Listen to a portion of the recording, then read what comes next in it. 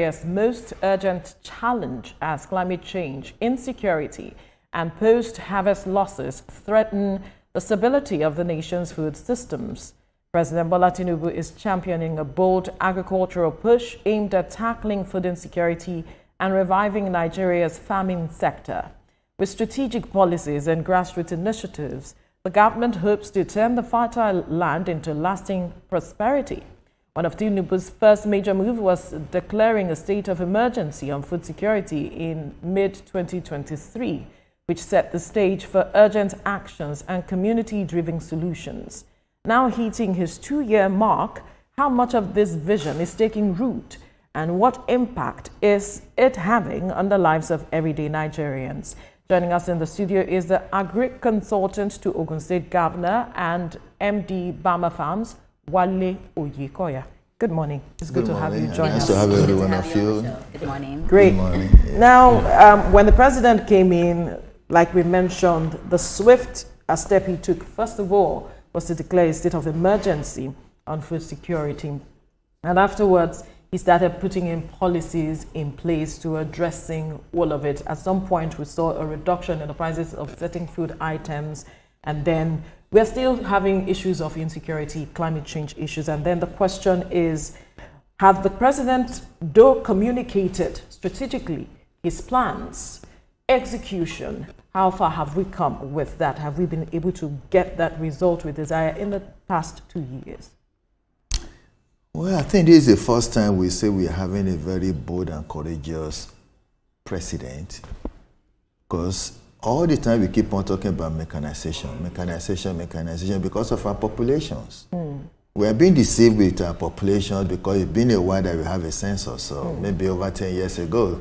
So we're still believing that we're still under 250 million. And when you look at the people trooping in, especially to Lagos, you will not doubt it that we are more than 50 million in Lagos, but we keep on saying we are still under 30 million.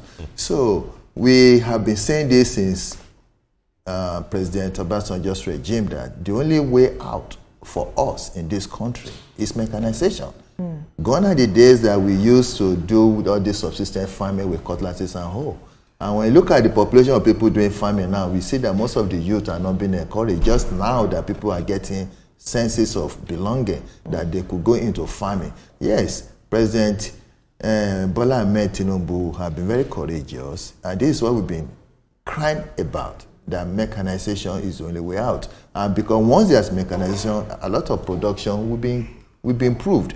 And if you look at what is going on right now, that most of the prices are coming down, though not really affordable, but that has to do with the demand and supply. And as you said, climate change is one of the things that is affecting the whole world, not only Nigeria. And by the time you put everything in perspective, what the president is trying to do with inflation, food inflation now is very high, but yes, I believe with the production that is coming up, definitely it's going to come down. And not only that, there have been so much funds given out to the sectors. Yeah. And I could say this is the first time that we're having a benchmark of almost about ₦1 trillion going into agriculture, about 800 and something billion naira, which have never happened. Though it's still very low, we're still encouraging most of our government to do more, because the Maputo Agreement says 10% of any African nation should go into agriculture. Yeah. We have never even get closer.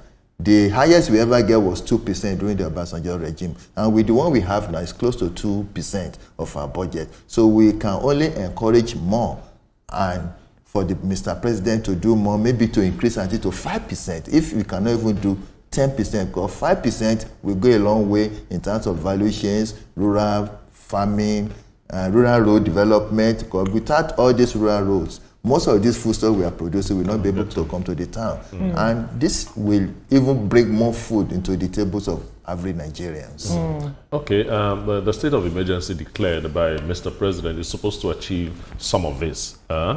Inclusion of food and water availability and affordability issues with the purview of the National Security Council. Why I mention this is because the Security Council is also mentioned, and you and I know the security situation that we are facing in Nigeria. And I brought this up once, I think 2 weeks ago, when we're talking about agricultural development in Nigeria.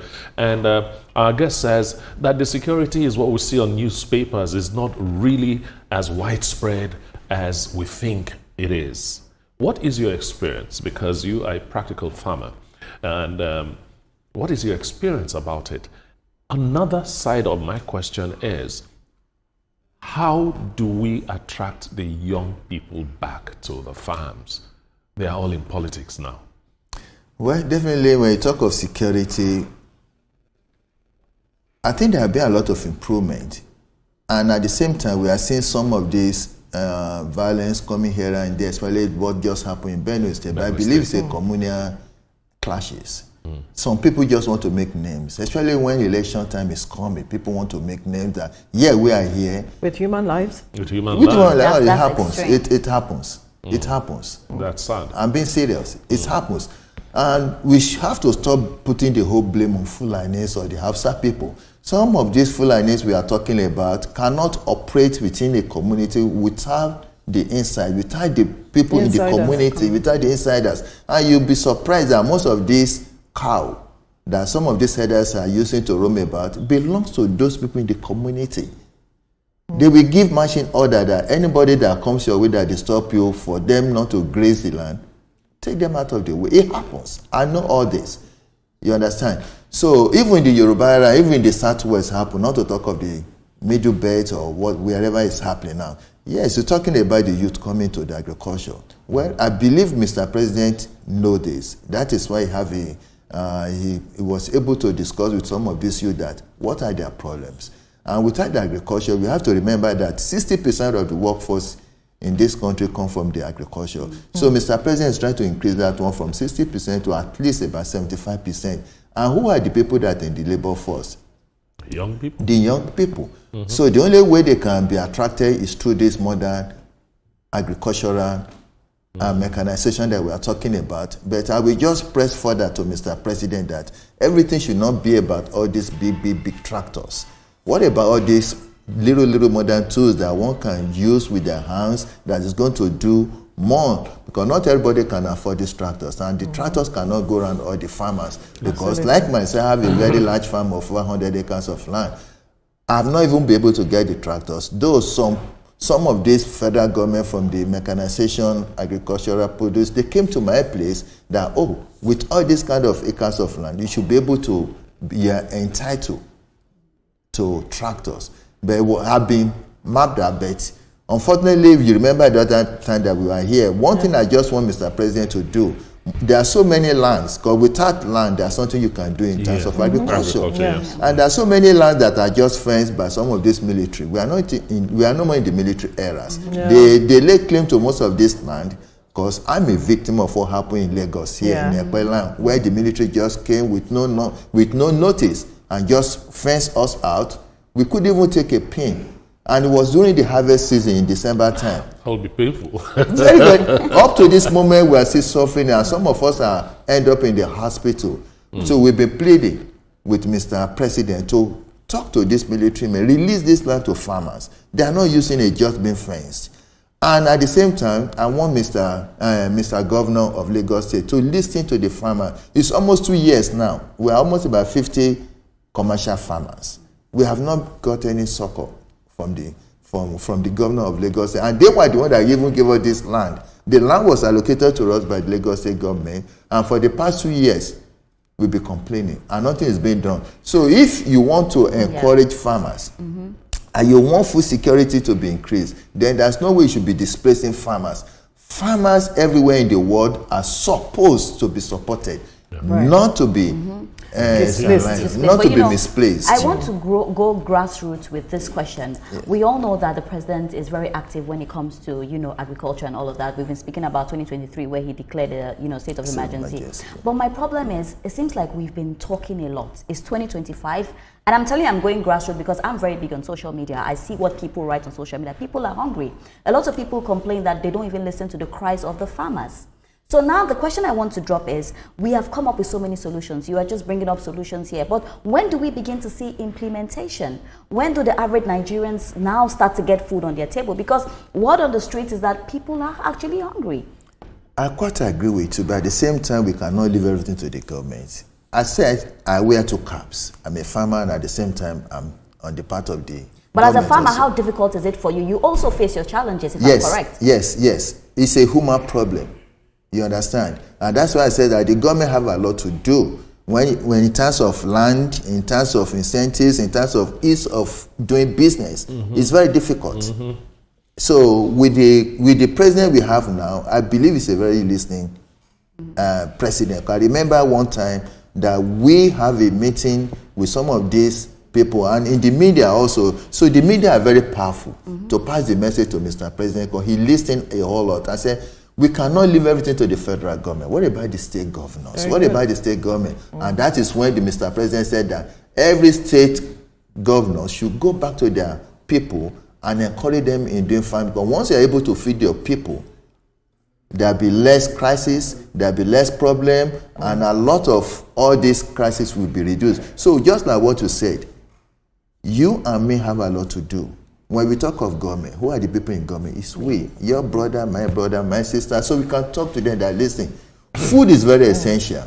Don't displace farmers. Even in America, they cherish farmers. Farmers are supposed to be the richest. Yes. But it's other way around in Nigeria. But with the president we have, being studied in United States of America, and you know that agriculture is the backbone of America. I think that is what he's trying to bring to Nigeria, that listen, we have to respect our farmers. We have to give them all the modern tools. So if you cannot help farmers, don't displace them. Don't make them go through so many agony. Because like in our own side, I keep on saying in my own side, because as I said, I'm a farmer. If we can lose over 2 billion naira, and up to this moment the state government is not even addressing the issue, or what we keep on saying that they set up a committee, they said, and we are not even getting anything. Even last week we even went to the multi-door court. Most of these government agencies show up. So they don't really care what is going on. But I believe this trend, and we are passing the message to Mr. Governor Babajide Sanwo-Olu to please look into most of these farmers. Apart from that, a lot of people are working under us. Millions, thousands of people like myself are in Nigeria that need help from the government. Right. I'm still sticking with the role of the subnationals that involve state government, because they own the land. Sure. And are in charge of it. And there's little or not much that the federal government can do. They have to pass over these whole matters to the subnationals. At some point, we saw the Southwest governors come together. They had a conversation talking about addressing this matter of security, food security as well, seeing how they can work hand in glove to collaborate and ensure that Southwest contribute to the basket of food security, so to speak. I'm wondering where we are with that conversation, because you are part of government as well. Even though you are a farmer, you're part of government as well. You are agricultural consultant to Ogun State Governor. I'm wondering, you will be part of the conversation and where we are at this moment, because Ogun State, for instance, has arable lands. Plenty. A lot of it. And Lagos State still does, even though they have been doing some issues to the farmers, which we've been speaking about over time. Where are we with this conversation? So much is going on in the Northwest, in the North Central. We saw what happened in Niger State. Of course, the Southwest could now stand, if we were doing a lot, to cover up for the gaps that we'll be having now with the issues we are seeing in some of these states. Yes, you are quite right. And I believe there's a lot of collaborations going on among the Southwest governments. Because the governors met and they passed the buck to the commissioners. So for the 6 commissioners in the Southwest, go and sit down, come up with what we can do. Because yes, we like it or not, every state have got an advantage, one way or the other, of any products in their own states. So yes, now they have to really work with Mr. President. The 1978 Land Use Act give the power to all the state governors, how they can use lands in their state. But now with the autonomy of the local governments, I want the state governors to really empower most of the local government chairmen. Is that a problem? It's part of the problem because when farming is local, it's not being done in the state capitals. So who are the people in the custody of this land in the local area? It's the local government. Just like what they say that politics is local. The same thing, agriculture is local. So if Mr. President is passing the message to all the state governors, now the state governors need to call all the state local governments, the chairman that listening. You have this land. What do you need? Is it the equipment? Is it the money? Is it the other things that need for the agriculture to be produced? And you have to remember that most of these youths also, they're the local government. So the local government, the Mr. President have seen it all. That's why he said there should be an autonomy to the local governments. But how the state governors are perceiving it is totally different from the way Mr. President is looking at it. And you have to say that Mr. President is even begging some of these state governors that please let this autonomy work so that the grassroots people will be able to feel the impact of the democracy. So this conversation happened not this year. No. It happened sometime, I think, last year. 2023. Yeah, 2023. I'm wondering whether the commissioners have not been able to come up with a blueprint. Because it's such a long period of time. We're in 2025 right now. Right. And then the issue that happened in Mokwa, where that is a major route to the southwest, yes. We see what has happened. A majority of those trucks are stuck. Yeah. Sure. And we're already hearing that there'll be increase in the price of pepper and all of those things. Definitely. This is where southwest should have come in. That's why I'm really anxious about where we are at with that conversation. I believe there was a meeting last week among the state governors in the southwest that how we can mitigate some of these problems coming from the north, because I believe we like it or not, the north have got it well planned out when it comes to agriculture. And is it Niger or Kaduna or Katsina or Nasarawa that you are talking about? And that is why we still depend on the north bringing food to the southwest. And it's not supposed to be, because with the population in Lagos alone, Ogun State or your state should be able to contribute and feed the people in Lagos. With the gap. Where is the place of educating the Nigerians about the gains of agriculture? The North, as you said earlier on, have gotten to the point they are because they have been passing down information work, and they have also been seeing the proceeds that comes out of agriculture. There are quite a number of people that I know that are northerners that will not do any other business apart from agriculture because they are making serious money out of it. How come we don't know that we can make serious money out of it? And how come we are not interested in going into agriculture? We'll prefer the blue-collar job and all that. What's going on? Information is key, and technology have a long way to go. With technology, I believe we can bring some of these youths. But without land, as I said, there's nothing much you can do. Like I just told you, like now I'm floating. I love my farming, but now I don't have any farmland for the past 2 years, thanks to the Lagos State government. So with what you just asked, how will I even bring some of these youths that, listen, come to me, let me train you. Yeah. When seeing what is you are going going to see what I'm doing. But that's what I used to do before. There's a lot of training that I used to do to some of these youths, some women. They came to my farm, but all of a sudden it disappeared. And this is the second time this is happening. So our government need to see that farming is not a quick fix investment. It's not a sprint, it's a marathon. Exactly. If you can, like oil palm, I planted oil palm before I was displaced. Oil palm take about 30 years lifespan. It takes 5 years before it started fruiting. It's when it started fruiting, that's when they say, oh, we need your land for Lekki International Airport. Up to this moment, for the past 12 years, the airport have not even take effect. Now they brought us to another place in talking in Ekpe with the hope that we are going to set up our life and our business. Do we have to protest to the government before they can hear us? I don't believe it should be so. This is our government. President Tinubu is our man. If you want to support him, then the state governors need to support him. We don't even have to carry a placard before we could be heard that you are displacing a lot of farmers and a lot of people are working under them, losing billions of naira, a lot of employment. Now, we have Araga in Lagos State. where they're supposed to train some of these youths.